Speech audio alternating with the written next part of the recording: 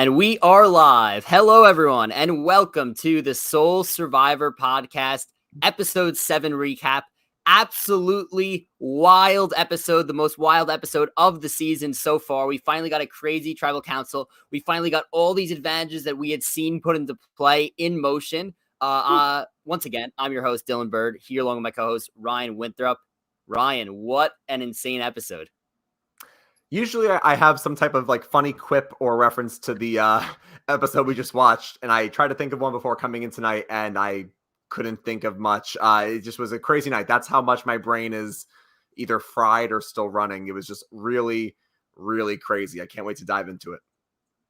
Yeah, it was a absolutely wild time. I think from the fact that the immunity challenge came so early in the episode. And I mean, we knew that was going to happen because just generally that's what Erika's advantage was. But the fact that there was so much time left over, and I thought they were going to do another summit because there was so much time. That's really what I thought was going to happen. Yeah. I thought it was going to be some kind of other summit twist. And no, it was just all strategy, which was just brilliant. We saw so much of every character except for Heather, obviously. But, look, I don't mean to take shots at Heather. I really just simply hope she gets more time going forward because I think that summarizes Heather so far this season, and people have already been taking screenshots. They love how there's two giant groups, and Erika and Heather are the only two who are not in the huddles until the very end where the big group pulls Heather and Erika in. But you just see Heather I don't know what's going on. So poor Heather. Yeah, absolutely wild. Now, I just want to remind everyone before we get going here, be sure to like this video, subscribe to this channel if you haven't already. Be sure to follow us on Twitter at Soul Survivor Pod, Instagram, Soul Survivor Pod. Be sure to subscribe, Apple, Spotify, any other platform that you might listen on. Be sure to give us a 5-star rating on Apple, a 5-star review.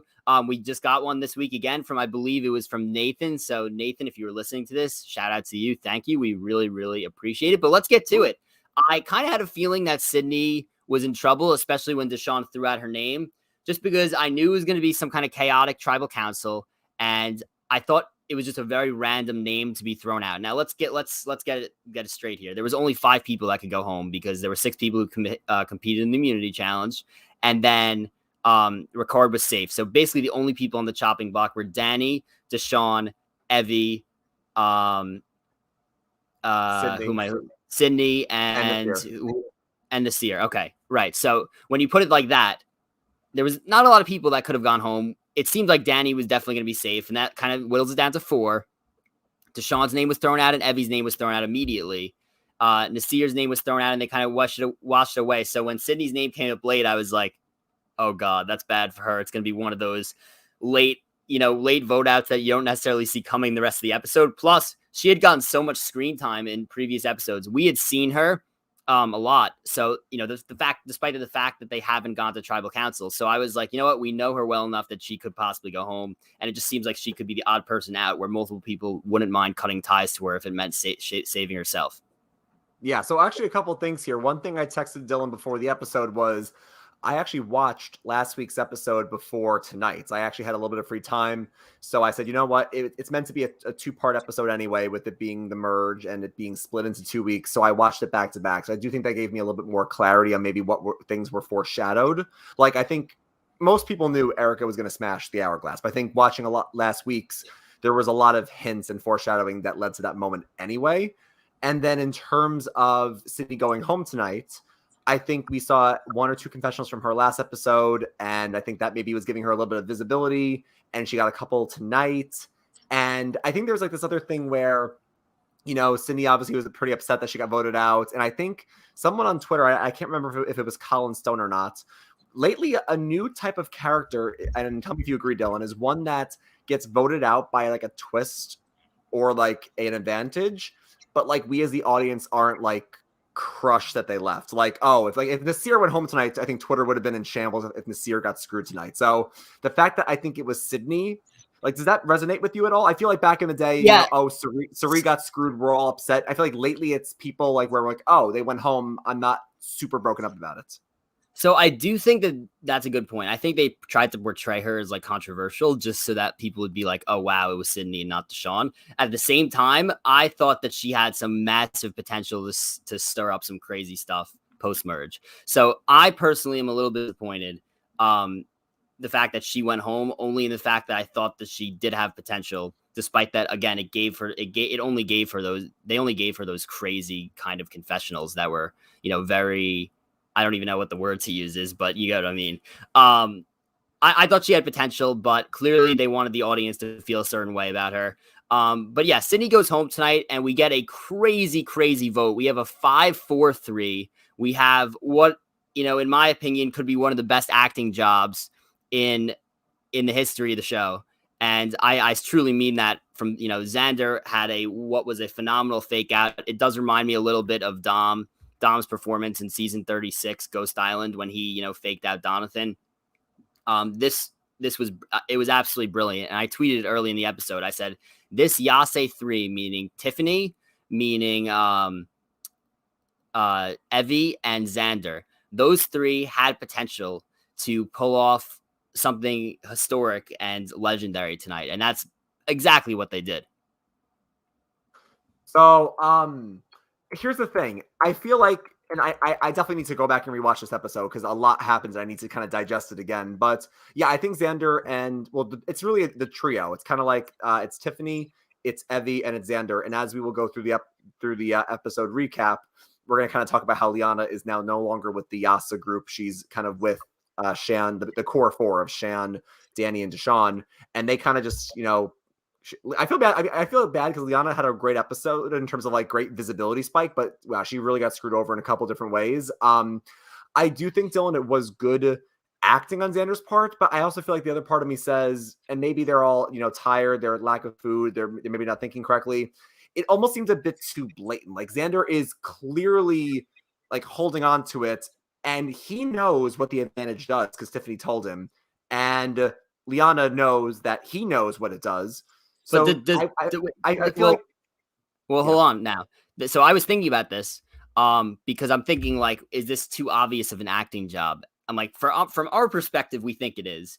But did Liana know for sure that Xander knew about this twist? Well, okay. So from what I understand, if we go back, Liana, because we find out that Danny was the one who was it Danny that told Xander that that was the twist, or was it somebody else, or was it Tiffany? So no, so the chain of events is that last episode, Shan blurts out in front of Tiffany, right. Hey, Liana, do you get the advantage? So let me know that. Liana says, Tiffany, don't tell anybody. And Tiffany's like, oh, I won't tell anybody, which we both knew, like, she's going to. Oh, and okay, I remember. So they had the flashback during this episode where she told everyone. Okay. So Tiffany tells Evie tells Xander, and then Xander tells Danny, who goes back and tells Liana what he just heard. Okay. So Liana knows that Xander, right. Okay, so that's a good point. So if thinking of it that way, if Liana knew that Xander knew, why would Liana kind of take the bait? And my guess on that is that, like, this is also in the moment. So from us, we're, watching the episode unfold, and we're thinking to ourselves, like, this is going to be an obvious fake out, or maybe it's not an obvious fake out. Maybe Xander's just making a dumb move. But I think Liana, she's kind of thinking to herself also, like, maybe there's a chance that they still trust me. Maybe they think that, maybe Liana thinks, well, maybe they think that I'm going to use this on the seer instead. Also, Xander could have technically been showing her the idol. So she has to make an on-the-spot decision of whether or not to use that advantage or not. If he's showing you the idol, it's very hard to, like she would have looked, if that was the real thing, she would have looked so dumb if she was like, Evie, do you have the idol? Or, you know what I mean? Or actually Tiffany in this case had it. But it would have been, if she had got that wrong, like, okay, so Tiffany had it and they all thought Evie had it. So if she was like, Evie, do you have the idol? And she was wrong.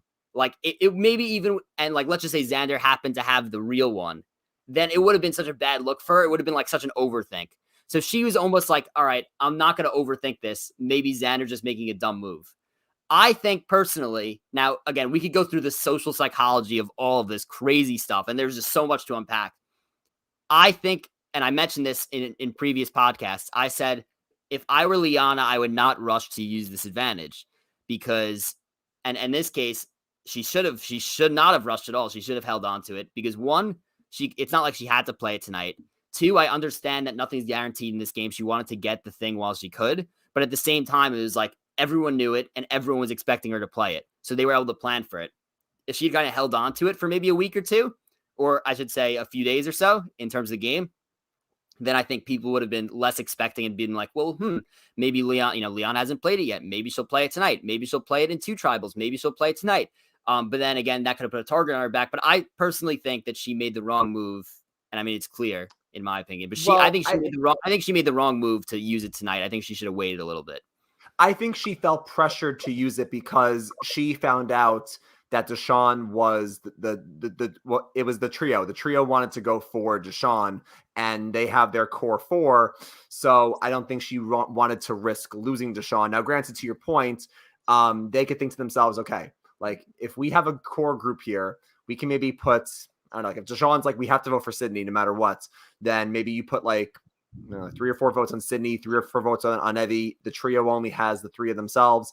Maybe they could have just split the votes without having to use her advantage. But right. I feel like she felt pressure in the moment. The biggest thing that we'll talk about here tonight is that Shan, and again, I love Shan. I will always say that Shan is an amazing player and really fun to watch. She really put Liana in a bad spot after last week telling in front of Tiffany. And again, we don't know. We'll have to hear from post-game interviews. We don't know if Shan did that intentionally and she just was not thinking clearly. Did she accidentally slip up because of lack of food and she also wasn't thinking clearly? Or did they show us or off camera, did the 3 of them make a deal and then that's why she said it? I Dylan, for the life of me, I cannot think still why Shan did this, because if the trio did not know about Liana's advantage tonight, this whole episode would have been completely different. So I'm a little bit worried for Shan going forward, and I want to talk about the vote in tribal council more before we kind of get into this, but Shan is kind of appearing in a merge setting to be a little bit too pushy. And I almost feel like that at some point they're going to kind of get annoyed by it and possibly blindside her. But again, we get into that way later in this podcast episode. I do want to focus. There's a lot to cover. There's a lot. Yeah, I do want to focus more in on the vote, on everything that happened. Again, now the other thing that we have is we kind of discussed the numbers and the social strategy. I mean, should Liana use the advantage? Who should she go to ask? What we're missing here is that Sydney goes home. Sydney is the first player in Survivor history to use the shot in the dark, and we've been waiting to see this. Now, Ryan, as we kind of spoke through before we got on here, do you want to talk through what would have happened had Sydney, not used the shot in the dark and instead voted? What the numbers would have been like, and also opinion is on Sydney actually using the shot in the dark. Yeah, so this is really interesting in terms of the numbers. I feel like what I should have done for my bit tonight? I should have pulled the Jeff Probst from Cambodia. I should have had like a whiteboard behind me and like wrote out, okay, they're together. Like I should have just did that because that would have been a lot easier. So in terms of the vote breakdown and what would have happened, there are 12 people voting tonight. Forget extra votes, forget shots in the dark. There are 12 people alive in the game still. Sydney plays for shot in the dark. Now, Dylan, what we learned tonight, because back when we first heard about shot in the dark, we didn't know, do you lose your vote anyway? Or if you risk your vote and you're wrong, you lose it. But if you're right, you keep it. We didn't know the specifics. Now we know for sure, if you play your shot, you are getting rid of your vote no matter what. It just comes down to whether you're safe or not. So Sydney plays it. She opens up her scroll and it says not safe. So now there are 11 votes left. Deshawn, however, decides to play his extra vote tonight. And I can't blame him. He really thought he was in danger. And he could have been. He could have been if they played the idol. And they didn't. And if they didn't split the votes. So Deshawn plays his extra votes. This now goes back up to 12 votes. We're now left with a 5-4-3 vote. Now, Dylan, to your point, you asked me what would have happened if Sydney didn't risk her vote. So from what we see in the episode, Evie, Tiffany, Xander, and Sydney all seem to be sitting together, and then the rest of the group is all in a huge huddle over there. And it sounds like they called Nasir over. They're like, Nasir, get over here. I guarantee you if the other 4 tried to walk up, they would have stopped. So those 4 were clearly on the outs there. So I don't know if Sydney would have realized, oh, I should vote for Evie because she's the next likely to go. Because if she voted for Deshawn, Dylan, it would have been 5-4-4, and she still would have been gone. I think it would come down to, no, my math is wrong. Wait, no. No, I think you're right. No, I wait, right. No, wait. Yes, I am right.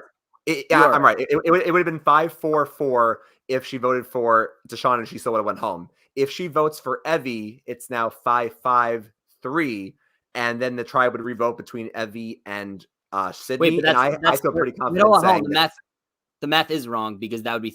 Oh no. Okay, no, because never there's mind. an You're extra right. You're vote, so it is right. 13. Okay, It is sorry, 13. sorry. Yeah, good, So good, good. if Keep it goes to 5-5-3, and also again, apologies if we lose anybody, we ourselves are still figuring this out. If it's 5-5-3, if Sydney doesn't risk it and she votes for Evie, then it's 5-5. And I think in that case, if they revote, I'm pretty confident the tribe gets rid of the tribe gets rid of Evie there. I think that the trio seems to be very strong, and I think they would rather keep a Luvu member. So I really do think that Evie would have went if Sydney didn't risk it, but I feel like I need to look at it again.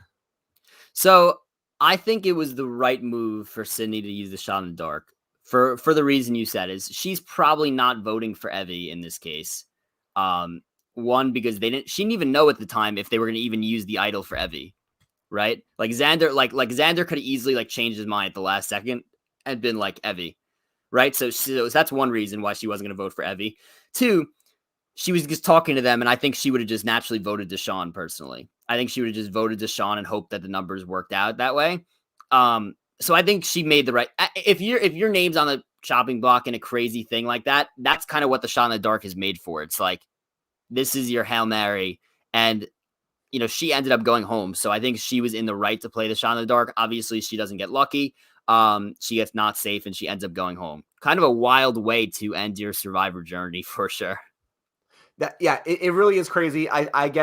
In this moment, and again, my opinion may change by our next episode. At this moment, I think she was in the right because, like you said, it's not like it's okay, the merge and everybody's fair game. Like it's you have a 1 in 5 chance of going home and your name is thrown out. She hears from this live tribal. She hears from either like Nasir or from Tiffany. No, I think Tiffany tells her Deshawn is throwing out your name. So now she knows, oh my God, it's me. And if they play this idol and Evie, I could go home. And I think, Dylan, you'll agree that the big group was correct to split the votes there. Now, I think it's obviously very hard to split the votes because it can always go wrong if somebody votes the wrong way or if somebody's lying to you. It's a really risky thing to. Yeah, or if like Nasir could have flipped the other way, for example. Exactly. So that's why splitting the votes. Yeah, and that's why splitting the votes is always a good strategy, but it's always risky because you never fully know if everybody will stick to it. So I am impressed in the moment that big group realized, okay, we have to split here because we can't risk voting for Evie and then Deshawn goes home, and we can't risk voting for Sydney, and then they play a trickaroo play on Sydney, and then Deshawn goes home. So they were right to split the votes. I'm wondering if now granted the trio is still alive. I'm wondering now, and we can talk about this for the preview for next episode. Do you think it's going to be like the 8 versus the trio, or do you think it's going to be a lot more fractured than that? Because it sounds like I'm wondering like if I'm Liana, Shan, Danny, and Deshawn, if I'm the core 4, obviously Liana now is in a bad spot because Yasa does not trust her at all, and they probably want to keep gunning for her. So she's in a bad spot. But as long as the 4 of them gets a final 4, I feel like they don't care who else goes home. So it's still a win that Deshawn is safe, right? Yeah. I want to kind of hold your point and go back to it later in the podcast. But I think you bring up a lot of good points. I think that there's so many different ways it could go. I'm leaning towards that 8 is definitely going to fracture, especially by next episode. But I definitely want to go now to. Okay. Before we move on before we just do a chronological recap of the episode, I want to bring up one more thing that could have happened theoretically to save Sydney, and that is Xander has an extra vote still. Am I correct on that? Yes, he has. I should know this because they literally had it previously on. I think he has an extra vote and he has an idol. So here's what I was thinking. So technically, and this is what I thought was going to happen originally. I thought that they were going to hedge Sydney's shot in the dark by playing Xander's extra vote. Okay. Because then that would give them an extra number that Sydney gave away by using the shot in the dark. So I thought that they were going to kind of be like, well, if you're going to use the shot in the dark, I'll use the extra vote and try to save you. And in that case, they could have put the vote on, I guess, Deshawn, and then he still would he still doesn't go home. So here's the thing. But bottom line is I thought that they could have possibly used the extra vote. Even they could have told Sydney not to use the shot in the dark. there's so many different scenarios here, but let's just say they But told Sydney. before you go through chronologically, the only problem with your theory there is that if they do play the extra votes and they play it, and let's just say Xander says we're going to vote for Deshaun because that was their plan, then Sydney still goes home because only 3 votes were for Deshaun. So Well, I but need to what if, find out. yeah. Yeah, So yes, you're right on that point. But what if they said, okay, don't sacrifice your vote. Vote with us, Deshaun, and we'll use the extra vote on Deshaun, and then it would have been 5-5. they could have told her that, but I guarantee you, Sydney was probably panicking at that point, and she's like, Yeah, I have to save myself. I have to look out for myself." So right. yeah, if she doesn't risk it, and then they all vote together, then Deshaun then would hop up to 5 votes if Sydney votes, and if Xander plays the extra votes. But I still think on the revote, though, I still think Sydney would go though. I feel like. Right. Right. Yes. Yes. You're right. You're right about that. Okay. So I just wanted to throw out that was a possible scenario. Ultimately, Xander definitely felt like Sydney was not worth using the extra vote for. He could use that, later in the game. But let's get right to the chronological recap here and kind of just go backwards in the episode. So what Survivor made it seem like the big part of the episode was going to be was Erika's decision to smash the hourglass or not. We all knew what she was going to do. Just not that we knew, not that we actually knew, but everyone knew she was going to smash it, and that's exactly what happened. We started this episode. I was a little disappointed in terms of I was like, oh no, we're going down this path again of it could be another bad episode.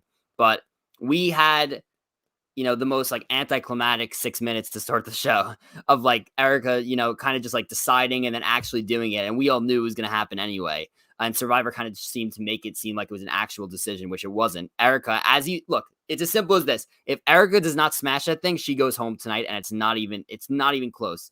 You see the way that, things happen once you're immune and once a merge happens. It's so much. Everything could be completely chaotic, but if you have immunity, no one can touch you. And that's what Erika had to do. They would have had the easiest vote if Erika does not smash it. So she had to do it. Simple as that. Yeah, like I, I think if you polled Twitter or if you even polled the casuals, I feel like 90% of people would have guessed correctly that she would smash it. I mean, people on Twitter, Dylan, were saying last week that if that was them, because they clearly knew that they were in danger. First of all, Erika was vulnerable. The biggest problem with this twist, and there's a lot of problems with this, one big issue is that Erika herself is in danger. And if you yourself are in danger and you have a 1 in 6 chance of going home, I don't care who is on the safe tribe from your former tribe, you're going to smash it because of self-preservation. You want to be safe at the merge. If Erika herself was safe and it's like, okay, you can either give safety to these people or not, then it's maybe a little bit more interesting. But the fact that she herself was in danger, people on Twitter were like, if that was me, Jeff would have put it down and I would have smashed it before he even walked away. Like there's no chance she wasn't smashing it. So to your point, it was really anticlimactic. And especially since I watched last week before tonight. So I really had the whole 2 hours in a row. It was so obvious that Erika was going to smash it. So I really wish, in a way, I almost wish they just opened up and just started at the challenge and cut out, the first part, just because it really was all right, just let us get to the challenge. Someone's going to be safe and the other 6 are now not safe. So, right. It could be better. We did have that character building moment from Erika on Exile, which, by the way, that was good. Crazy storm that there was on Exile. So good for her for getting through that and, really staying strong through that. Now we had to obviously the challenge where Erika, Heather, Liana, Tiffany, Xander, and Shan become safe. Sydney, Nasir, Danny, Deshaun, Evie, and Ricard are now in danger. Ricard wins a very close immunity to Sydney in what was a classic Survivor challenge with the feet. Building the tower. We've seen this challenge so many times. I think this is a great individual immunity challenge, and I think that's why they keep bringing it back. I don't know about you. I would be so bad at this. I would be so awful. terrible.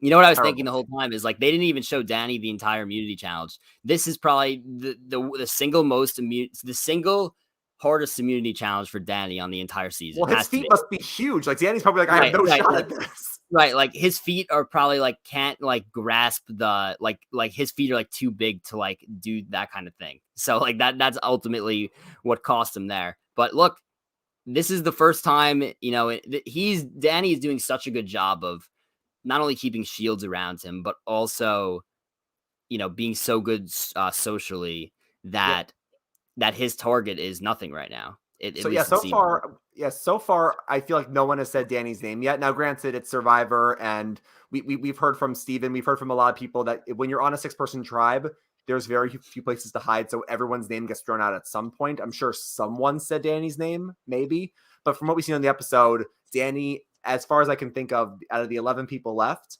he's the only name I think that we really haven't heard mentioned so far. Because at least everybody else has said, "Oh, I don't trust this person," or "This person can go." So I think Danny so far is doing a really good job, and I'm very impressed. Yeah. Yeah, for sure. Now we also had a slight so record wins immunity. We had a slight update to the shot in the dark also. So now that there are 12 people left, there are 2 safe scrolls. And still a 1 in 6 chance to be safe. So nothing changes in terms of the odds.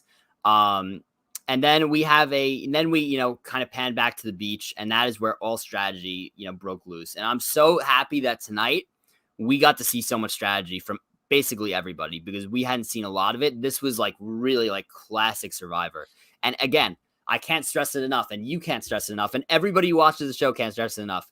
The more classic of an episode that it is, in terms of the challenge being really good, in terms of, the people who win the challenge not being told that they now lost the challenge, in terms of just pure strategy. I mean, Survivor has the formula already. I mean, that's what people want to see.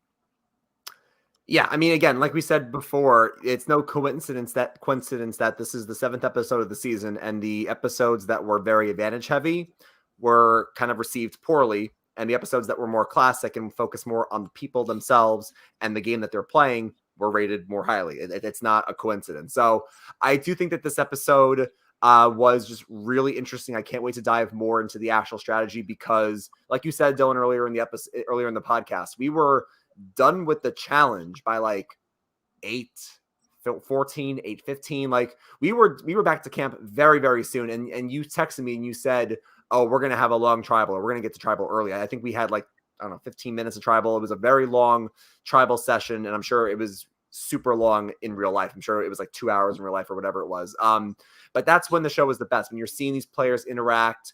You're seeing them, and actually, and also from Dylan, from a storytelling perspective, like it was so cool not only to see them strategizing, but to reference things we saw earlier in the episode. And that's why I love that we got the previously on to show not only who had what advantage, which also proves we have way too many advantages, but also shows who went to the islands with who and who has a relationship, because the Danny and Evie trip paid so much dividends tonight. Like it really came back in a really big way.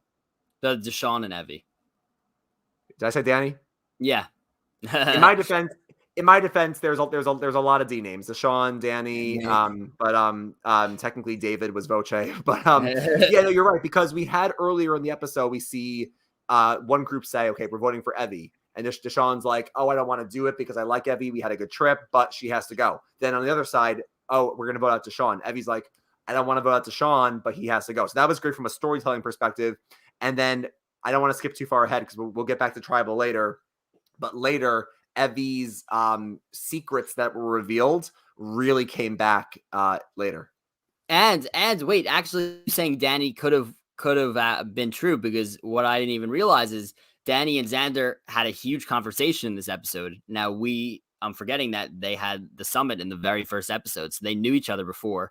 And as a result, Xander's kind of telling Danny everything. Why Xander did that, I have no idea, but it ends up being kind of a major reason why the fake out worked so well. So good execution on Yase, that Yase 3. But I want to keep kind of going along with this chronological order thing, referring to other things that happened in order here. Ricard thinks Nasir has an idol, which obviously he knows he does, because he said, I'm confused as a goat on AstroTurf. So everyone knows Nasir as the idol, so they were kind of afraid to go for him tonight. But again, I think Nasir's name is one that's going to be consistently thrown out for a while. You even saw tonight, he seemed to be on the bottom of that 8. Like he was kind of flipping back and forth, and they had to quickly bring him in. So I think Nasir's name is one to watch going forward in terms of people that they're going to vote out. We also saw, and you kind of referenced this before, this was a pretty big episode from Liana, as she was kind of the Shan of the previous episodes, where she was the focal point of all the strategy, all the decisions that were happening.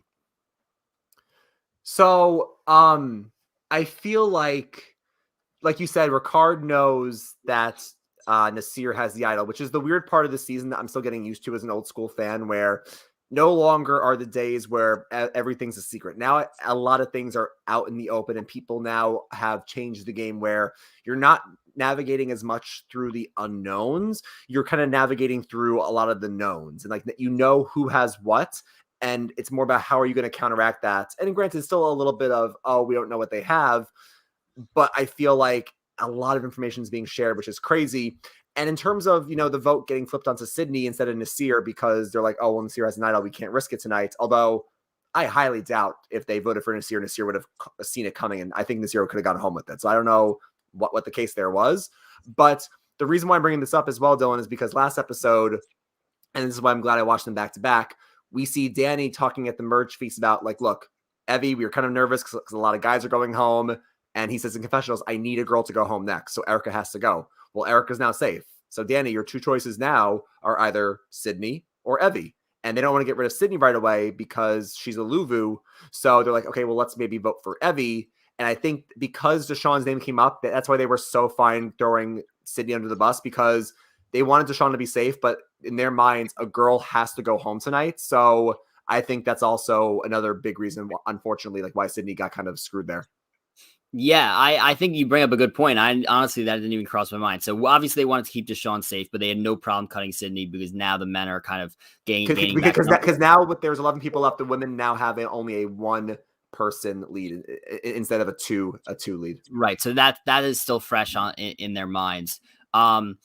Another thing here, and again, I kind of want to keep referencing stuff that, happened chronologically. So yeah, I mentioned Liana. She has, all these big decisions. Evie, Tiffany, and Xander strategizing. They had this whole thing where Xander's like, you're completely fine. So we know how tight Xander and Evie are, because, he was like 100%, I'm giving it to you if you need it. And that idol now, which they still have, but didn't use it tonight. So keep that in mind. That idol is 100% a shared idol from them three. And while Xander is assuming Tiffany gives it back to Xander, which she probably will, Xander might be in possession of it. But at least for these next few votes, that's going to come into huge handy for them, because let's think about it now. And I kind of now is when I kind of want to talk about the future game going forward. Even though we're still referencing things that happened in the episode, technically, based on the numbers tonight, it should be an 8-3 going forward with the 3 Yase tight. However, the big thing is that Xander has the idol. Or assuming that Tiffany gives it back, Xander has the idol. He could easily use it for any of them. So they would have to split votes again between two people. But we're keeping in mind here that we have, multiple people feel like they are in that 8. We have Erika for sure, I think, could possibly see herself in trouble. Because think about this. If you're Erika, you come back, you're safe. So, you're not even on the chopping block. So they're obviously they're going to take you in because you're safe and, you were the target, but now you're safe. So we can't even vote you out. So you may as well use you as a number because you were on our tribe before. She's going to see them and how they cut off Sydney, even though she was a Luvu. And she's going to be like, it could still be me next, even though I voted with them last time. So I think you have 8 and 3. I think Erika flips over to the other side. I think that Heather has a decent chance to flip over to the other side as well, despite the fact that Heather seems like she kind of hated Sydney and they hated each other. So maybe she's more with them, Danny and Deshawn, than we kind of know. I think Nasir is very capable of flipping over to the other side also, just because he's simply just a complete wild card. So I think that there's a lot of moving parts here, mainly with, you have an 8-3 right now, but I think it could be flipped 6-5, based on the fact that you got, Erika, who I think could flip, Heather, who I think could flip, Nasir, who I think could flip, and then I'm leaving out one more that's kind of in the middle. Oh no, never mind. Ricardus is with those 4 right now. So yeah, I think that is what's going to happen next time. I think that those 3 Yase need to try and bring in those 3 kind of floaters, I should say, or maybe people that aren't as attached to them. So I feel like next episode is going to be very important for a lot of reasons, but one is that it's going to maybe show us either through confessionals or just out in the open who is aligned with who, because I think it could easily be like we're saying, kind of now we're at 8-3 with the big 8 versus the Yase 3, because that's what it showed. And it could be very similar to Cambodia, where you have the big group like Jeremy's group and Joe's group and Savage's group along with Tasha and Steven against the witches of Kelly and Sierra and Abby. So it could be simply 8-3. It also could just be for that one vote. They wanted to get rid of Evie because, okay, this is a critical vote. There's only 5 people eligible to go home. We have to make sure Evie's gone and Deshawn is safe. And then next week it's like, oh, well, clearly we're still going to go for them, but we might want to vote out one of our own again. I feel like it could be 8-3, but if they show me next week that it's 3 here, the core 4 here, and then the people in the middle are ripe for the picking, I would not be surprised. Yeah, that's how I think it's going to go. I mean, a lot of these people in the middle, like we even saw it with Erika's confessional. She's going to start to feel like she has to make big moves. There's going to be a lot of flipping potential here. And I think one of the main big takeaways of tonight's episode is, and it's kind of, I don't want to say it's going overlooked, but we're not really talking about it, is that, and obviously Luvu has not been to tribal council, but Deshawn is seen as clearly a massive threat by everybody. And I'm not really sure I expected that. Technically in other seasons, you would kind of think, well, Deshawn's the social one, Danny's the physical one. Danny may be seen as a threat first, but, we're in a very new school Survivor here. People are seeing that, Deshawn might be the strategist, might be the guy who's, socially on everyone's good side. Everyone loves him. And I think Deshawn being a huge threat is very interesting. Obviously, it's a massive help for Shan, Ricard, Danny, and Liana, the ones that are aligned with him, the fact that he's the shield. So I think that was very interesting. It was like, all right, we could have got rid of Danny. We could have voted for Danny, but, we instead are going to, Deshawn as our target. So I think that was interesting. That's definitely going to play a role later in the season. I'm curious to see if Deshawn ends up going before Danny does. That wouldn't surprise me. Again, from what we've seen so far, Deshawn's name has at least been brought up once now in this season, and Danny's name hasn't at all. And obviously this shows why, Evie, Xander, and Tiffany are, good players, because they pick up on the fact that Deshawn is social, but he also is thinking about the game in a deep way. So I'm not surprised that his name did come up. I guess I was a little surprised because I thought Deshawn was in a good spot, but it's clear that if you're playing the game and people see it, then you're going to be targeted. I think I also just wanted to go back to that trio again in terms of the episode where, I just cannot believe that. And again, this is again why I'm happy I watched them back to back, because it showed last week the Tiffany Liana connection is starting to fracture. And then we see it completely come to a head here where now Tiffany runs and tells Evie after saying it's to Liana, I'm not going to tell Evie about this. And then, like I said, then Tiffany tells Xander tells, and Liana's knowledge is power. Ironically, the knowledge about her knowledge is power is what killed that advantage, basically. Yeah. I thought that look, a lot of people criticized that advantage. I think it ended up working completely perfectly. Like the fact that everyone knew that everyone had the knowledge that she had the knowledge. See, but the producers are Dylan, I'm telling you, and this is what I said, that they do too much. There's too many advantages and it's going to blow up in their face. And what happened? For a fact that the producers, like the first season, they had the idol nullifier and it worked. They were like, oh yes, this worked. It paid off. Yeah.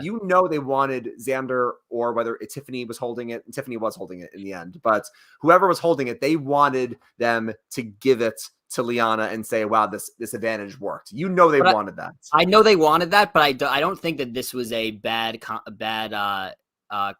like, I'm kind of happy it didn't work. I'm happy it didn't work. I think it adds an extra layer for future seasons if they want to go back to that.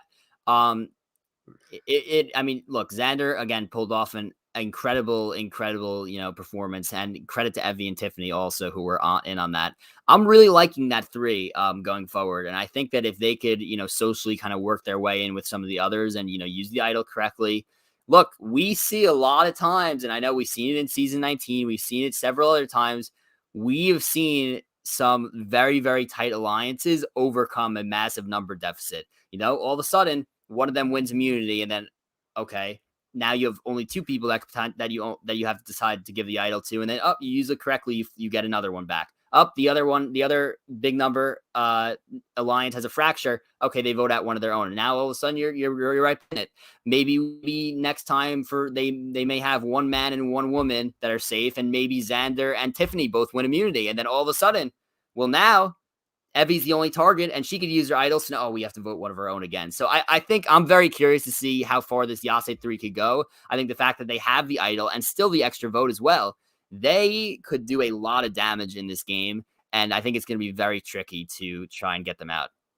And that's the beauty of Survivor, where we've seen from the past 40 seasons, like you said, we've seen tight groups go far, tight small groups go far, like in Samoa, like in in Philippines with Malcolm and Denise. So we see it all the time. But then again, we also see times where there's a 3-person or a 2-person, like, a little group, and then they become kind of like the outcast of the tribe, and people go for them, and then it doesn't work, like in Worlds Apart, or in what else, like Philippines with like Abby and Pete and Artists. Like, there's times where the small group goes far, and there's times where it doesn't work out. So I could see it going either way, which is why I think that this is going to be really interesting to see how it plays out. My question to you as we keep going through the episode is, with the ESA 3, because they were a big part of this episode, when Deshaun at Tribal Council told Xander, hey, by the way, Evie told me that you had something, and Xander's like, I did not know that. I did not know she told you. Do you think that's going to matter at all? Like, or do you think Xander's like, you know what, I can move past it? Or do you think there's going to be a small little seed where, let's just say down the road, Xander knows, oh, okay, I used the extra vote already. I used the idol. It's either me or Evie, and he completely just like throws Evie under the bus, you feel like? Okay, well, now that you bring it up like that, I'm wondering if he didn't want to use the idol on Evie for that reason. But okay, this is a good theory. I like this. So I'm wondering if he was like, all right, I'm with Evie right now, but I'm not willing to give my idol for her if like one of us are going home anyway. So you know what? Maybe that he could have done that. But my gut, knowing what we know about Xander, I think he's gonna forgive her, and it's just gonna be like, it was early in the game, alliances were different, things were different that happened. I think that was like the second episode of the season, right? Mm-hmm. So it's like, that's all the way back on like day 3 or day 5 or whatever. It's like, that happened so long ago at that point, so long ago in the game, that you're just like, all right, I have to forgive her and work with her. Like, you know what I mean? But at the same time, maybe he's a little bit less willing to give. I think they'll still work together, and I still think they'll be incredibly tight. Maybe he's just less willing to like lay his life on the line for her in that case. Exactly. He has to work with her right now, because in Survivor, you have to work with the people you can trust. And clearly he knows Evie's not gunning for him at this moment. There are way bigger fish to fry, namely Liana now in front of him. So he has to work with her. I'm not saying in the near term he wants to get rid of her, because she's a key part in his alliance, and she's a good vote in his pockets. But I'm just throwing it out there that there's a chance that if this trio is still there at the final 6 or the final 7, or we start to get towards the end of the season, and then he realizes, okay, Evie's getting a lot of power, she's very strong, I could see him saying, all right, now that I have more power in this game myself, I no longer need her. But in the near term, that Yase 3 is going to stick together for sure. The other thing I want to watch with Xander, and I don't know when this is going to happen, I don't know if it's going to happen, I think it's a possibility, is that if, they kind of whittle it down to, let's say, 10, 9, 8, let's say they get around 8. I think this Xander Danny alliance type thing could possibly be very important going forward. Now, you have to think to yourself and say, all right, if you're Danny, you want to keep those 4, the other 3 in that core 4 around you as a shield right now. But you're going to hit a point in the game, if you're Danny, where you're like, all right, I am the target because I'm physical. I'm going to have to make a big move. Xander is my avenue to make that big move because he's on the other alliance, and we have a good relationship with each other. So I think that we could see Xander and Danny working together at some point in the season when Danny realizes that he can no longer use the shields and he's just going to have to play his own game. I think that's right now, if I were to say like Danny's best path to get to the end, that is what I think it is. I think it's ride the shields as long as you could, and then when you need to cut them off, Xander's the guy you take. But if I'm Danny, I'm doing the most I could to keep Xander in the game no matter what. If the vote, let's say if they want to vote Xander next week, if I'm Danny, I'm kind of pushing them to vote Evie or Tiffany instead. Like if that is from Danny's perspective what I think he should do going forward. So just gonna throw that out there, as I think that's an interesting alliance by the summit to watch. And the other thing that I'm wondering is, because again, we still haven't seen a regular merge episode yet. Like, we had this episode tonight, but it was weird because it was broken up into 2 parts and only 5 people were eligible to go home. So I'm going to be curious to see next week when all 11, well, technically 10, because someone's going to win immunity, but the people who are everybody else will be vulnerable that night. I'm going to wonder to see how it's going to play out, because now, Dylan, the question of the episode is for next time, Danny wanted Erika to go, and a lot of people were like, oh, Erika's on the out, she has to go. Deshaun wanted to throw a challenge to get rid of Erika. Do they still want to get rid of Erika, or do they now see this Yase 3 as a really tight group that has a lot of power in the game with their advantage and their idol that they still have because they didn't use it last night? I'm wondering if Danny and Deshaun will still want a gun for Erika, or for the time being, they're going to put that on the back burner and all their focus is going to be on the Yase 3. Because now, because we haven't talked about yet, even though Erika did smash the hourglass, we didn't see any conversations yet of people saying once Erika's available, she has to go. So I'm wondering if they were upset about it, but they've kind of put it behind them. So I'm really interested to see what's going to happen. And that's exactly why it was a no-brainer to smash the hourglass. Is like people forget quickly. So, it's the game like moves so fast. It's right, a 26-day game. Right. It moves so fast. Right. And then the other thing is, just to recap. So now there's three idols left. Still nobody used their idol. So there's three idols left, and only 1 extra vote. Is that correct? Or does somebody is Xander? Shan and Ricard have extra. No, Shan and Xander have extra votes. Okay, Shan and Xander have extra votes. And then is there a steal a vote still? Or is that not a thing? See, again, this is the problem. There's too much happening. And the chat can let us know if we're forgetting something, because knowledge is power is now dead.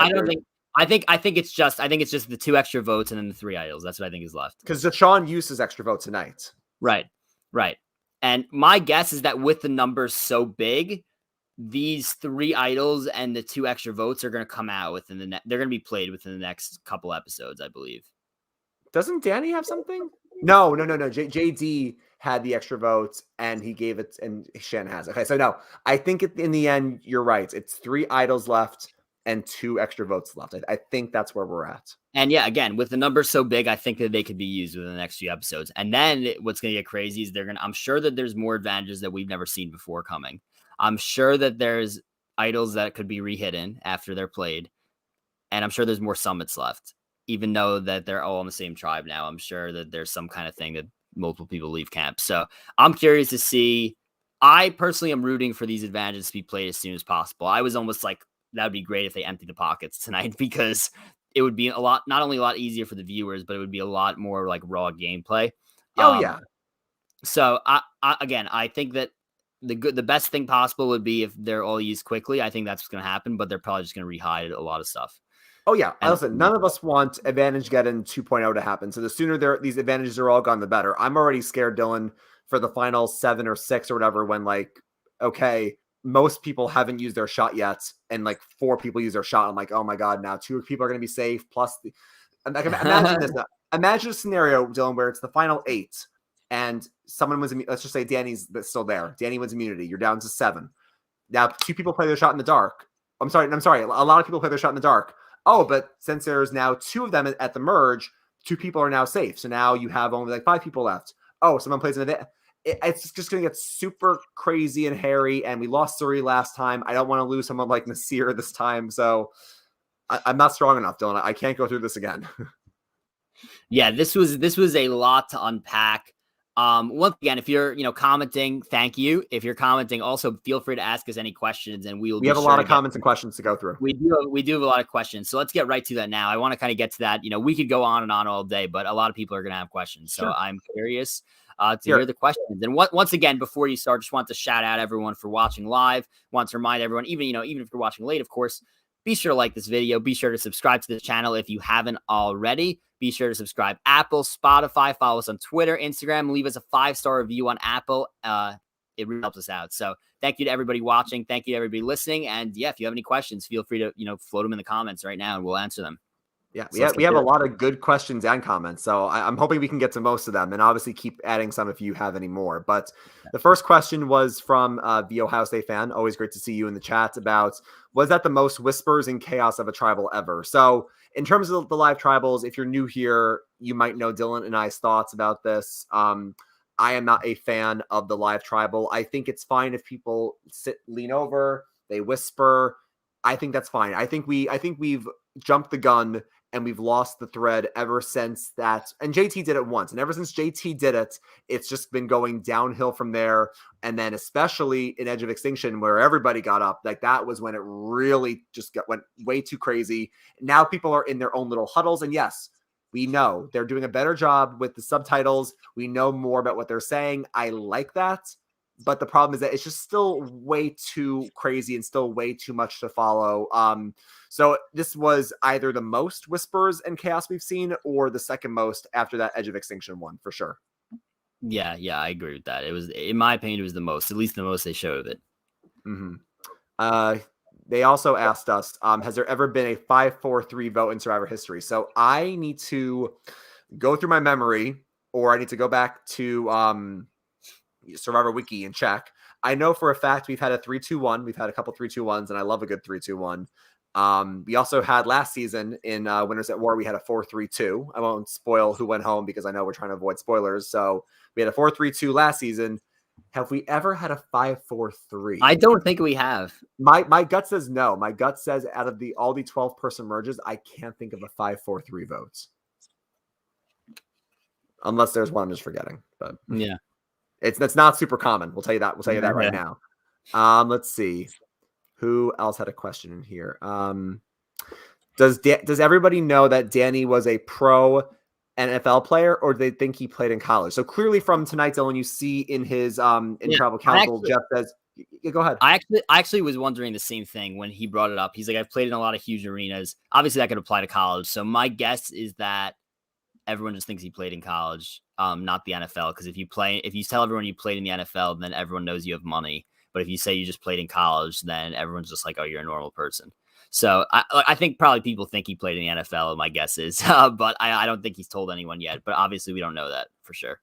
You know what? I don't know. I feel like they would have showed us, and maybe they did in the premiere, and I just forgot. I don't think they did. I feel like Danny seems like he seems like a pretty open book, honestly. Like, obviously, he wants to play the game, and he's very good and very social. I don't think he would lie. I feel like they asked him. Do you remember in the first summit, he said they asked if he was a pro football player. I think JD asked him that, and he said, "What did he say?" He said, "I know, I just played in college." And they said, "Where?" Oh, okay. So then you're right. Then to answer Ohio State fans' question, then yes, then he only said college. I was just wondering if it was like wrong, where I'm pretty sure Scott Pollard. No. Was it? Did Scott Pollard say he played in the NBA, or did Cliff Robinson straight up say I played in the NBA? So someone straight up said Cliff Robinson straight up said it. Yeah. I mean, again, Cliff Robinson is like what was he, like 7? You can't hide. So was Scott Pollard, though. Both of them were like 7 feet tall. So I mean, Scott was very tall. Yeah, I think as of now, we only know that people think he played in college, but I'm sure people have assumptions. Yeah. So we have a couple more questions, and then even if we don't have any questions after that, there are some really good comments we can go through as well. We always love the interaction, by the way, like Dylan always says. So thank you for that. The next question comes to us from Kay Bonilla, which is saying, will production let Knowledge's power come back into this game? I don't think so. I think that was a one-time thing. If they do that, that would be horrendous, and that would be called out by everybody. So I don't think so. It's just an idol type thing. Now to go one step farther, do we think that we will see this in another season? Yes, I think we could. I think we could see a variation of it. I feel like Jeff may want to use it again, but I think we're done for this season. Yeah, we're done with this for the season, but I think it'll be back in the future. I just think my biggest problem with these advantages, Dylan, while I'm looking for more comments, and obviously if you see any that you want to pull up, feel free to do so. I just feel like, and someone said this on a podcast or online, we've honestly gone past Survivor and we've gone just more into like a board game where it's like either go fish, or like Monopoly. We've gotten into full board game mode where there's a lot of these little nuances that advantages are fine. Twists are fine. Idols are fine as long as they're not overpowered and there's not too many of them. If there's just a few idols, it's fine. But when you get to the point where someone says, do you have an idol? You cannot lie and you have to give it to them. That's where it went too far. If it was just simply, do you have an idol? Here, Dylan, have you ever played Mafia? No. Okay. So if anyone's ever played Mafia, there's different types of roles. There's obviously the Mafia, and then there's the townspeople. One of the townspeople roles is the detective. Now, the detective at night can investigate one person of their choosing. Now, they can investigate and see, okay, I'm going to look at Jake. I'm going to look at Jill. I'm sorry, Jake or Jill, whoever it is. And you can find out, are they in the Mafia or are they not in the Mafia? Now, just to let you know, if you haven't played Mafia before, you would think, oh, why wouldn't you just say the next morning who's in the Mafia if you're part of the town? But of course, then if you say that, the Mafia might want to kill you at night because you have information. The point is that if this was like the detective and Liana could just ask Xander and get a yes or no answer, then I think it would have been more fair, because she then gets to ask him and then get it. That's where I feel like we've gone like way too far. And then Right. it's just getting way too crazy. Yep. Hokey Survivor fan says the winking. I'm not sure what the winking refers to. I'm trying to think. Did we miss something in the episode, or I is don't that know. something that? Yeah, I don't know. It's a good question. But Just like go, going back to what I was saying. Yeah, go ahead. I was just gonna say go to the next question, and if we figured it out, then we could. While I was looking for the next comment or question, I was saying that going back to what I was talking about before, like I guess the reason why my idea can't work, and it should, is because everyone's just blabbing about what they have. So at this point, like, what is that going to do? Let's just say my advantage was like what was happening, and Liana could ask but not receive it. She just finds out if Xander has it. She already knows he has it because everyone in this game is just blabbing to one another. So I feel like that's why it wouldn't be as powerful. But like, it's just a lot. It's just way too much. Yeah, I do. I agree with what you're saying. In terms of like if she could just, ask somebody and then like no, and you know what I mean, that would make more sense. Yeah.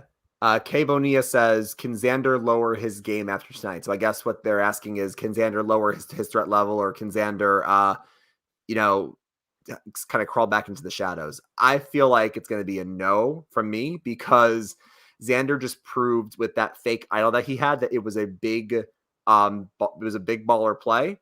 And Deshaun even said, like, hey, if I get voted out tonight, I went home. Xander and Evie, y'all played a great move just then.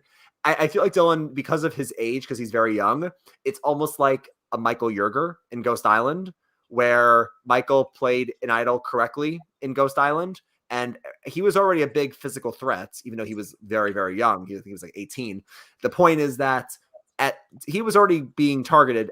After that happened, I feel like his life in the game was already like really short. So I feel like after tonight, unless Xander does something crazy that I can't foresee, I got to think Xander's name is going to be on a lot of people's top list, unless you're right, Dylan, and Danny wants to keep him around as a shield. But I personally can't see Xander getting past the final 5 unless he wins out. Yeah, he's going to have an uphill battle for sure. Let's see, is there any other comments or questions I wanted to address that we haven't heard from here? So this goes back to what we were saying earlier in the podcast from Hokey Survivor fan, that like maybe thinking about next week, Evie, Xander, and Tiffany are in trouble, but I think they also have Nasir. So like you were saying, Dylan, we really don't know where Nasir sits right now. According to his confessionals, he still thinks he's in good with the Luvu guys. He still wants to be Luvu strong, even though Sydney's gone, but he wants to remain with Danny and Deshaun. So I think Nasir could maybe flop back and forth, but I feel like if Deshaun and Danny said, dude, if you're with us, vote with us, I feel like Nasir would stick with them wherever they want to go. See, so Nasir has to be careful about flipping back and forth, because if he flips back and forth too early, then they're just going to turn around and vote him out. Like the Luvu people are just going to vote him out. He has to kind of wait until like him flipping would be like the swing vote, if that makes sense, I think. So he probably has to hold that. If I were him, and I still think it's possible he goes earlier, which I think would be the wrong move. But I think he needs to kind of stick around for maybe 1 or 2 more votes, and then could kind of flip depending on what the numbers are. Yeah, I feel like and again, Nasir does have an idol. I would love to see him play it correctly. I would hate for him to go home with it in his pockets. But yeah, he has to just be careful, and he has to just know when is the right time to use it, and who he has to really who he has to stick with. Let's see. There's only like 1 or 2 more questions I think that we have so far. Let's see. So Dylan, another interesting thing is a couple people are asking us about Shannon Ricard, and will Shannon Ricard make the final 5 together? Will they be in the final 4? Are they in the best position right now because there's other threats? So, I mean, Ricard won in immunity tonight. Now, I would be curious to know, Dylan, if Ricard would have gone for it as hard if he was not one of 6 eligible to go home, because I feel like we've seen in the past most people who win the first challenge, whether you're like an Ozzy, you're like a Andrea, you're going to get targeted soon after because you're a physical threat. I actually would like to go back on the Survivor Wiki, and I'll do this offline. I want to see, just statistically, Dylan, how many first immunity winners at the merge, how many of them have won the game? Because I guarantee you it's very, very low. So I'm wondering if Ricard would have gone for it if he was not one of 6 ready to go home. But other than that, I think Shannon and Ricard are in a very good spot right now. I think this is a good point that's made here in the comments, because, we've kind of seen them from our perspective as huge threats. But the truth is that there was no tribe swap. So they may be the 2 last standing, but not everyone may think that they're the 2 biggest threats. Like we think they're the 2 biggest threats. Everyone else just may think that they're 2 other people and not 2 other big threats. So while we were saying, well, Shan's threat level is too big for her to stay around long, they don't know, like they haven't seen what went on the Green Uwa tribe. So to other people in the game, they're not exactly looking at Shan and Ricard right now. They're kind of just floating into the background. So I think that they are in a very good position right now. And again, we saw on Uwa that Shan right away was able to make connections with everybody. I guarantee you she's already done that in the merge. Like she probably already made a great connection. She already has Ricard. She already has Liana. She now has Danny and Deshawn. I guarantee you give Shan 30 minutes with Heather, they're pretty close. I'm sure she and Erika hit it off. So I think Shan is going to be in a good spot. Again, the good thing about the next time on Survivor is that we didn't get any spoilers. Like, we have no idea who's going home, because you see, like, oh, is it Tiffany? Is it Xander? Is it Deshawn? Is it Erika? Is it Heather? Like, everyone's name is getting thrown out. So I feel like we don't know what's going to happen next week, but I would be surprised, Dylan, if it's Shannon Ricard. I would think if you had to tell me, name 5 people who could go home next week, I think it's the Yase trio. It could be Deshawn. It could even be Erika. It could be Nasir. I just don't think Shannon Ricard are going to go home yet. They still have a ways to go, I think. Yep, I agree. And then the last question I see here is back from Ohio State for the win. Do you 2 think a lot of these similar advantages will continue in season 42, since they filmed 42 before they can get live feedback from the fans? I hope 43 tones the advantages down. I think this is a great question to end on, Dylan. Do you want to go first? 42 is going to have similar advantages in terms of the number of advantages, just because it's back-to-back seasons and they filmed them back-to-back without seeing the reception that they got for it. However, I'm going to go to what my prediction is for season 43, and I think that this could very well be right. And if not, it's going to happen season 44. I think that they are going to see that people were kind of unhappy with this season, at least so far. People, if it's the same thing for 42, people will kind of be unhappy with 42. We've seen that the ratings are not great right now. They're going down pretty much every single episode, which is unfortunate to see.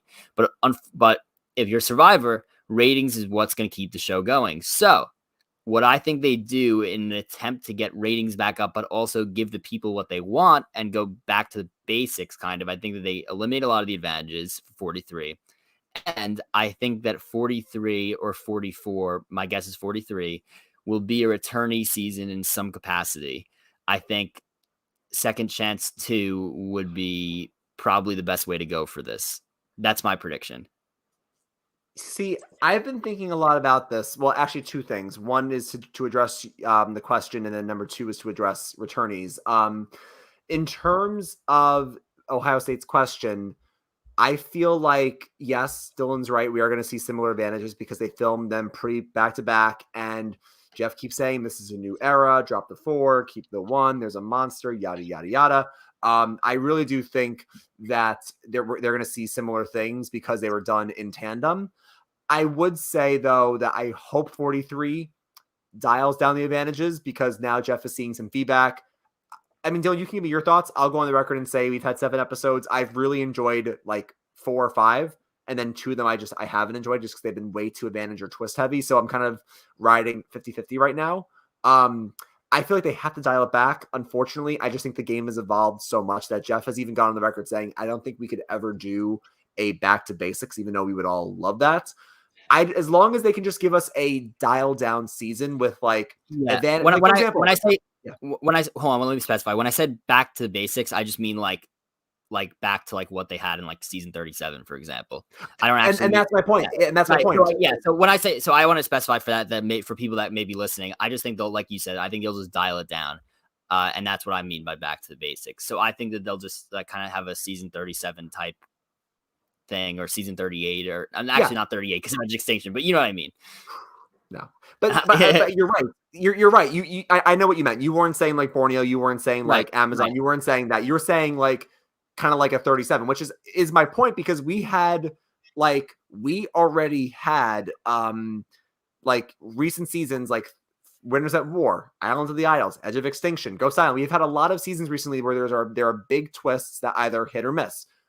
There's a reason, Jeff, why David versus Goliath is ranked by many as a top 5 season, worst case top 7 or 8. I don't think I've seen anyone rank it below like 8 or 9, but it is a top 10 season of Survivor. It's going to go on Netflix. Good shout. I think it's actually on Netflix starting like today or tomorrow, so it's fresh.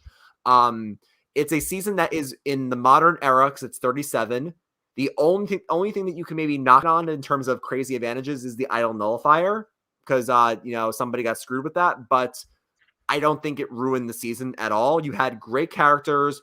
You had not an overwhelming amount of advantages. It focused a lot on the characters and the players, and it had great gameplay, which is why it's highly regarded. So I would just want them for 43 to kind of echo what David versus Goliath had, and not feel like, oh, we need an Edge of Extinction.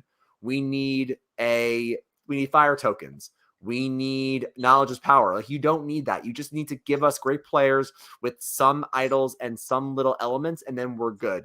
Now, just to quickly address your other point before we end here, Dylan, with returnees, I really changed my tune on this. I really feel like in the offseason, we were on the same page that 41 or 42, which we now know is not, but 43 or 44, they've got to bring back people.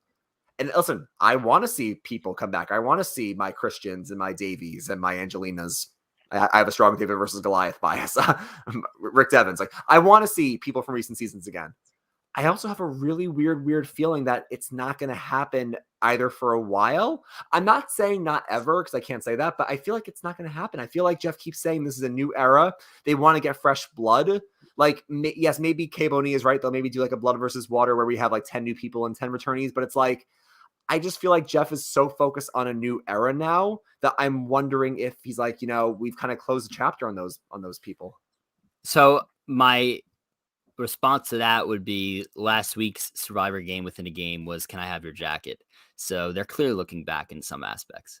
Yeah, true. just want to throw that out there. But yeah, who knows what's going to happen. All right, so I think that's like normal, want to wrap up here and just remind everyone once again, like the video, really helps us out. Subscribe, the drill. Twitter, Instagram at Soul Survivor Pod.